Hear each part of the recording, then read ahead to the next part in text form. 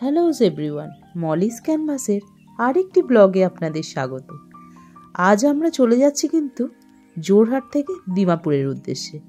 Mainly ডিমাপুরে যাওয়া কিছু shopping আর ঘোরার জন্য। এই সময় ডিমাপুরে হর্নবিল ফেস্টিভ্যালের জন্য বেশ ভিড়, তাই আমরাও একটু দেখতে যাচ্ছি। জানি না কতটা সময় হয়ে উঠবে, তাই দেখতে যাচ্ছি। ডিমাপুরের উদ্দেশ্যে চললাম। এই দেখুন, আমরা ডিমাপুর স্টেশনে পৌঁছে গেছি। ডিমাপুর স্টেশনে নেমেই স্টেশনটা বেশ সুন্দর লেগেছে কিন্তু আমার। এরপর যে রাস্তাটা দিয়ে হেঁটে যাচ্ছি, এটা আপনার হংকং মার্কেট থেকে নিউ মার্কেটে যাওয়ার রাস্তা।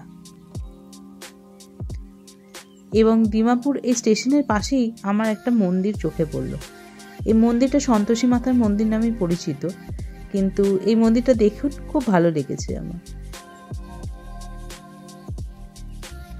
আমরা মন্দিরের ভেতর প্রবেশ করলাম এবং এখানে সমস্ত ঠাকুর আছে। এখানে সন্তোষী মাতার মূর্তি, তারপর হচ্ছে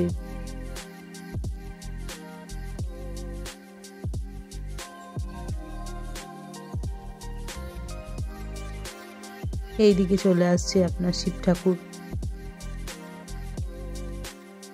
এইদিকে ব্রহ্মা।